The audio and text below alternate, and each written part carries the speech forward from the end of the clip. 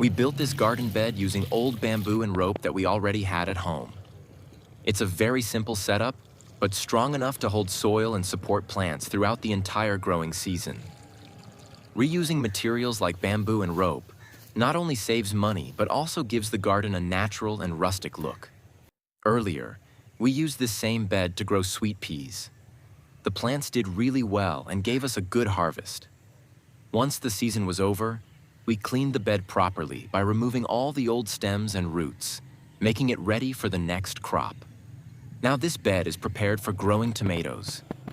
Tomatoes grow best when the soil is deep and nutrients are placed below the roots. This is a simple and proven method that works not only for tomatoes, but also for crops like peppers and eggplants. The idea is to prepare deep planting spots that will slowly feed the plants as they grow. We start by digging large holes in the bed. These holes are only made where the tomato plants will go, not across the entire surface. The number of holes depends on the size of the bed and the variety of tomatoes. In our case, we are making 5 holes.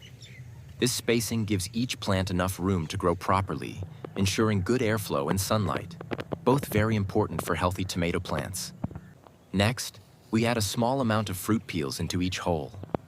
These come from everyday kitchen waste like banana peels and other fruit scraps. Over time, they will break down and release nutrients into the soil.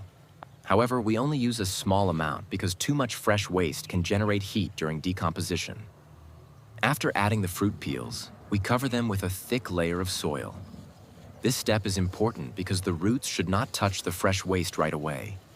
Organic material needs time to decompose, and direct contact too early can harm young plants. This soil layer creates a safe barrier. After about 10 to 15 days, the decomposition process begins, making it safe for the roots to reach those nutrients.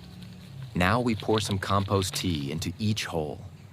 Compost tea is simply water that has been soaked with compost, making it rich in beneficial microbes and nutrients.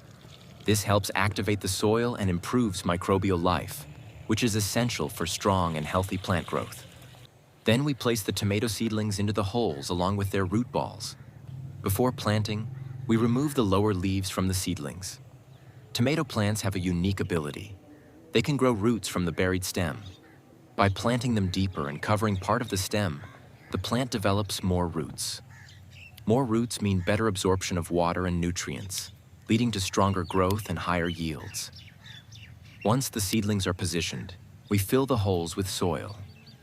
The holes should always be deeper than the root ball, so there's space for the organic layer underneath while still allowing the plant to sit deep in the soil. Burying the plant halfway also makes it more stable and encourages a stronger root system. After planting, we move on to mulching. Mulch helps retain moisture in the soil and prevents weeds from growing. You can use materials like dry leaves, straw, grass clippings, or even cardboard.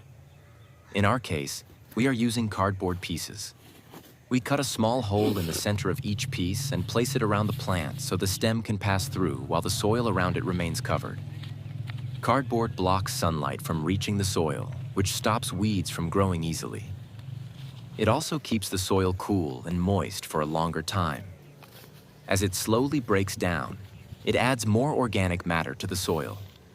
Finally, we give the plants another round of compost tea.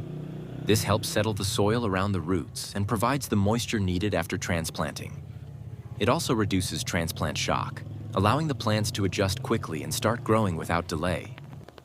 With this method, the plants receive nutrients from below while the mulch protects the soil from above. Over time, the fruit peels will decompose and continuously feed the roots. It's a simple and effective technique that helps tomato plants grow stronger and produce a better harvest throughout the season.